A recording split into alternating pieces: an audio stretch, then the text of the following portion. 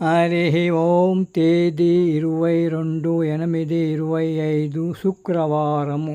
శ్రీకృష్ణ పరబ్రహ్మణే నమః.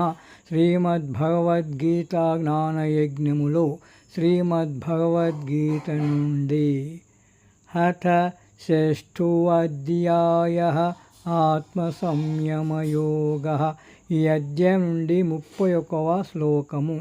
సర్వభూతస్థితం యో మాం భజత్యేకత్వమాస్థితః సర్వథా వర్తమానోపి స యోగి మహి వర్తతే. తాత్పర్యం: నాయందే ఏకీభావస్థితుడై ఉండి సర్వప్రాణులలో నన్ను దర్శించుచున్న యోగి ఎల్లప్పుడూ సమస్త కార్యకలాపములు చేస్తూనే ఉన్నా నాయందే లీనమై ఉంటాడు. జై శ్రీకృష్ణ.